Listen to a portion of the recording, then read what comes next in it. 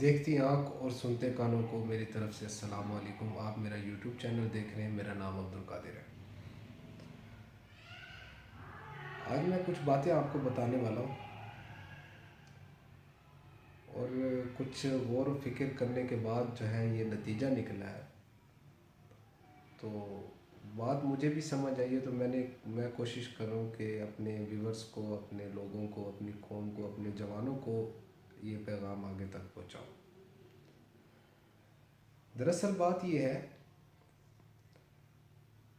جب ہمارا ملک یہ بنا تھا نا پاکستان،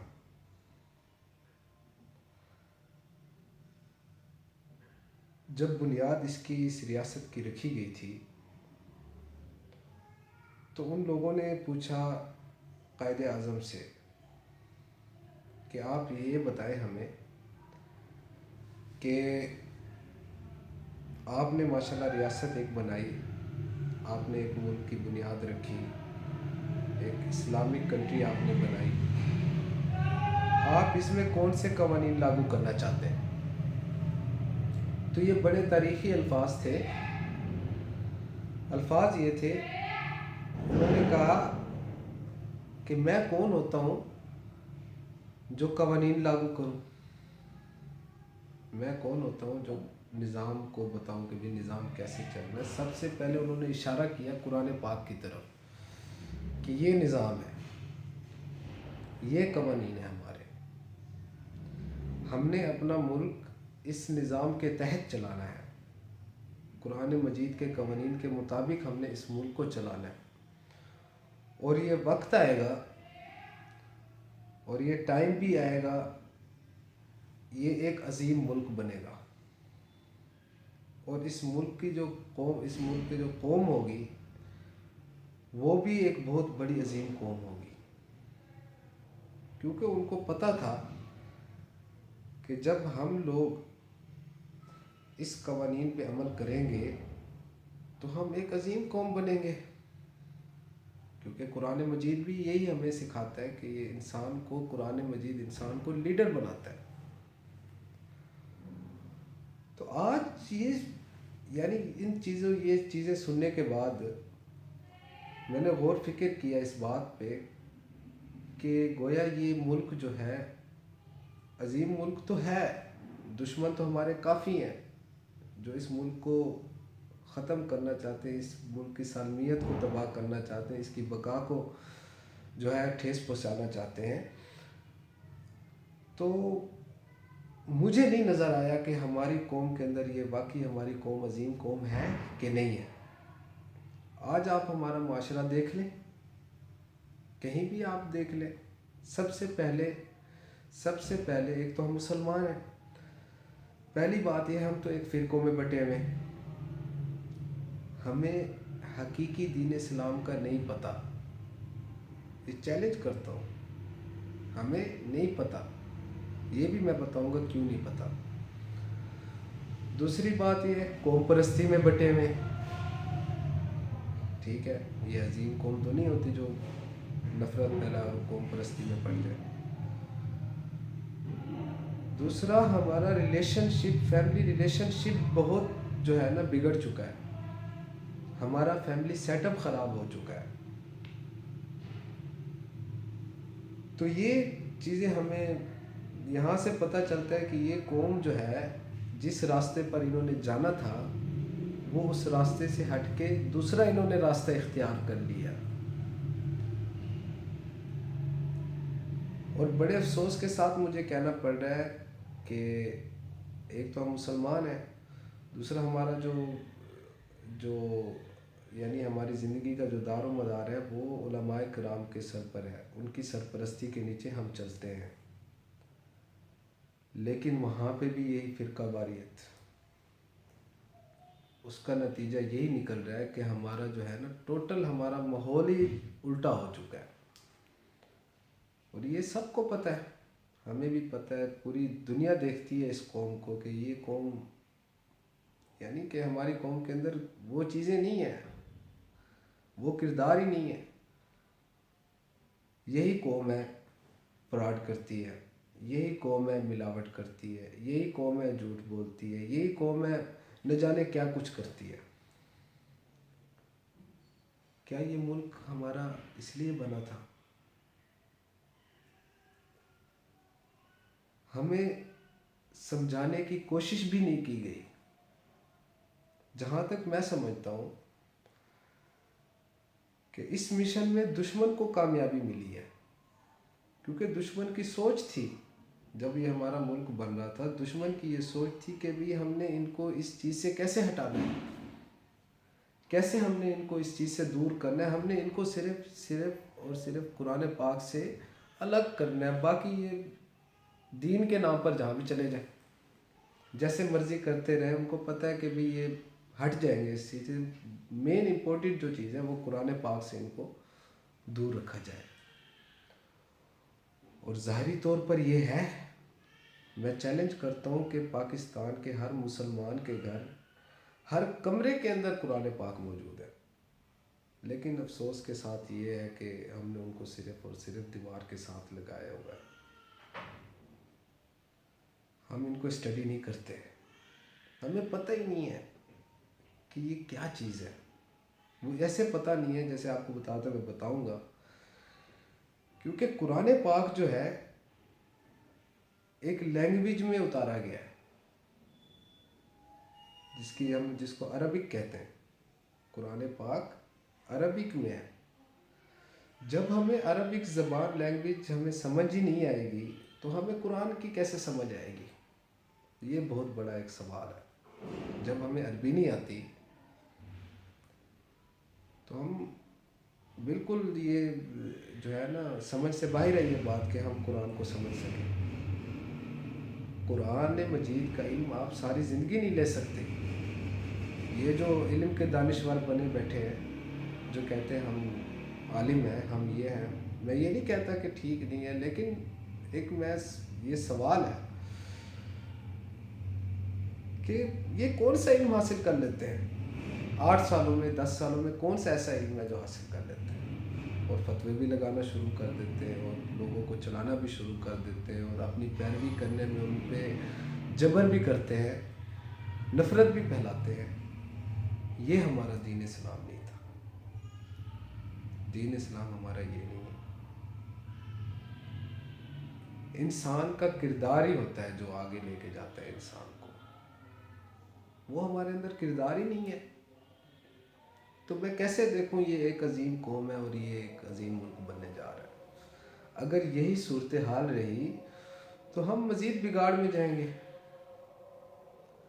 ہمارا مزید معاشرہ خراب ہوگا. ہم اپنے گناہ ثواب کو بھی نہیں پہچان پاتے. گناہ کے کام ہم رسم و رواج سمجھ کے ہم کر لیتے ہیں. یہ بہت بڑا سوال ہے. یہ ہر انسان کو اس کو سمجھنے کی ضرورت ہے کہ پہلی بات یہ ہے کہ اسلام میں نفرت ہی نہیں ہے. نفرت تو کرنی نہیں چاہیے. اسلام تو کہتے ہیں اگر آپ کو کوئی تھپڑ مارے آپ ان کو پھول دیں، آپ ان کو اپنا کردار پیش کریں. ہمارے جو نبی کریم صلی اللہ علیہ وآلہ وسلم جو تھے ان کو کیا کچھ نہیں کہا گیا. ان کو برا بلا کہا گیا، ان کو جادوگر کہا گیا، ان کو نہ جانے توبہ نعوذ باللہ کیا کچھ کہا گیا. کیا کردار تھا ان کا، کیا سوچ تھی ان کا، کیا غور و فکر تھا ان کا، جو انہوں نے پوری امت کو اکٹھا کر لیا انہوں نے. اور مسلمانوں کا ایک عظیم لیڈر تھا. وہ ایک رول ماڈل ہے ہمارے سامنے. وہ کیوں نہیں ہم ان پہ چلتے؟ کیوں نہیں ہم ان پہ چلتے؟ کیوں ہم بریلویوں سے نفرت کرتے ہیں؟ کیوں ہم دیوبندیوں سے نفرت کرتے ہیں؟ کیوں ہم تبلیغی جماعتوں سے نفرت کرتے ہیں؟ دیکھا ہے میں نے مسجد باہر لکھا ہوتا ہے کہ تبلیغی جماعتوں کا آنا منع ہے. یار کوئی خدا کا نام مانے. یہ کوئی مسلمانوں کا کردار ہے؟ یہ ہمارا کام ہے. ایسے تو یہ قوم عظیم نہیں بننی. ایسے تو یہ قوم بدنامی کی طرف بڑھ رہی ہے اور ہم بدنام ہو رہے ہیں. پوری دنیا ہمیں دیکھتی کہتی ہے دیکھ لیں جی یہ مسلمان ہے.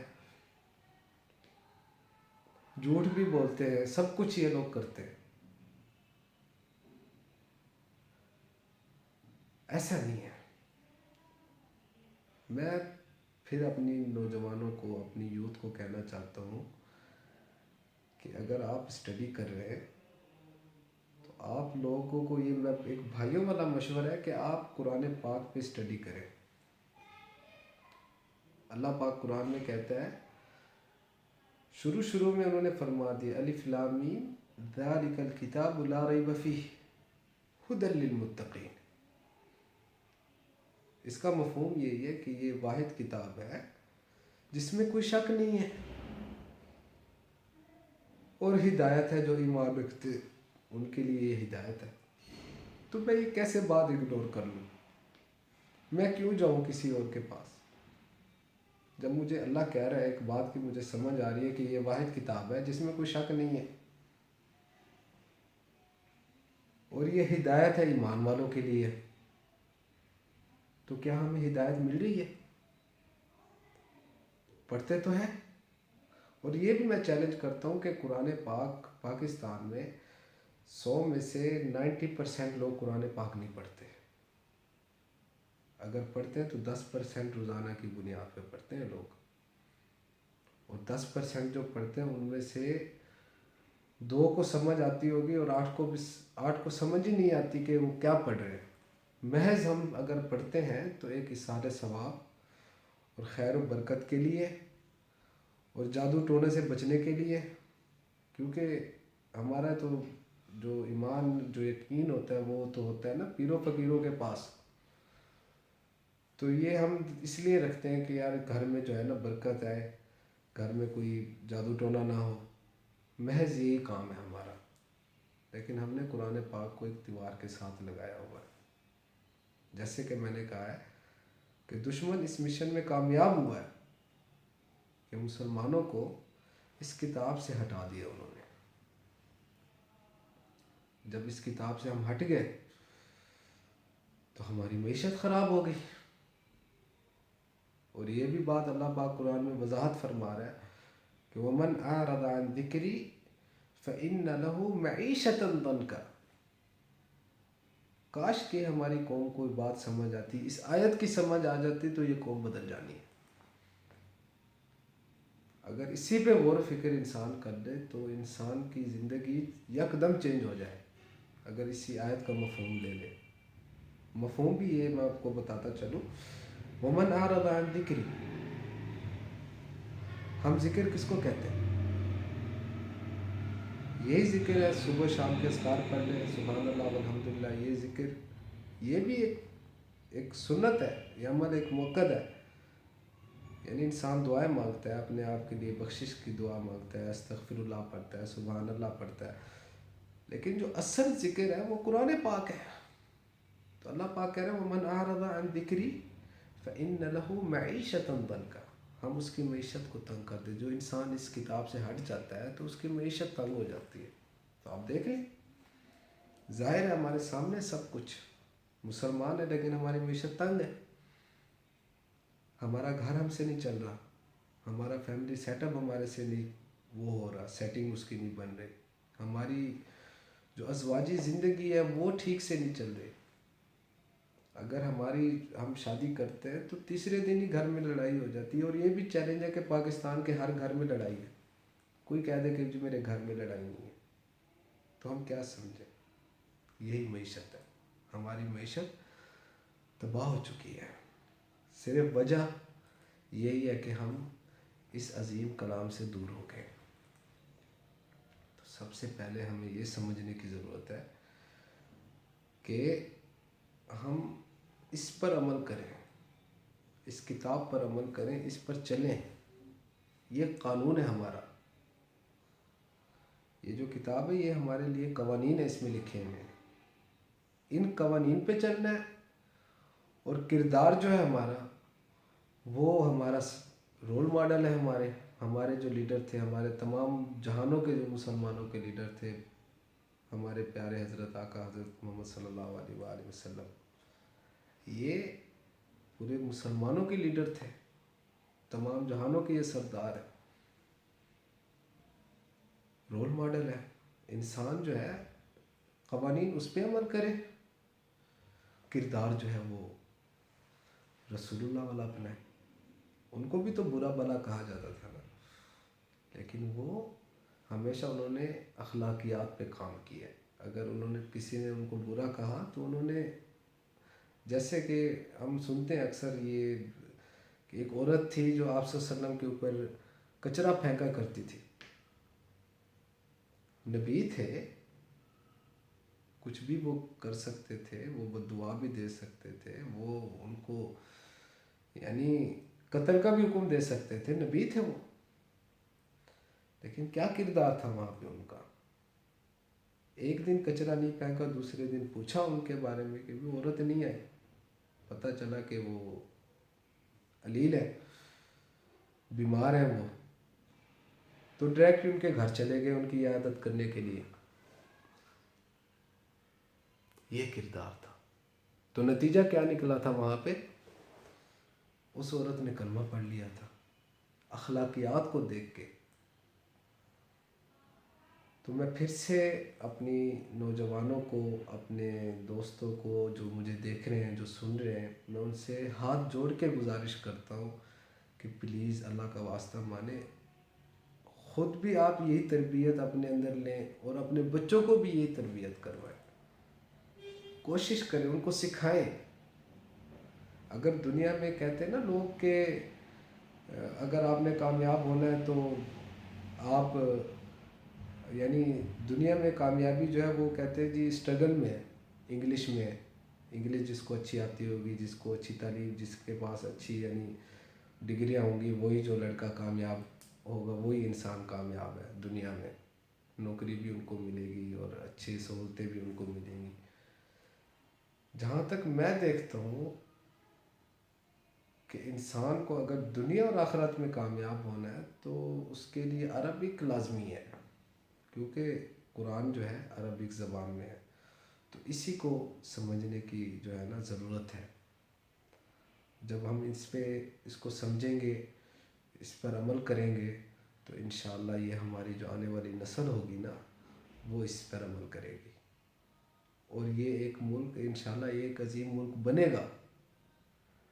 کیونکہ ہم بہت مشکل حالات سے گزر کے آ رہے ہیں, لیکن اب ہمیں پتہ چلتا جا رہا ہے, وضاحت ہمارے سامنے ہوتی جا رہی ہے. تو یہی میرا پیغام تھا اور یہی میرا آج کا موضوع تھا. اور انشاءاللہ مزید جو ہے نیکسٹ ویڈیو میں انشاءاللہ آپ کو مزید اور جو ہے نا باتیں بتائیں گے. اس کے ساتھ میں آپ سے اجازت چاہتا ہوں. السلام علیکم.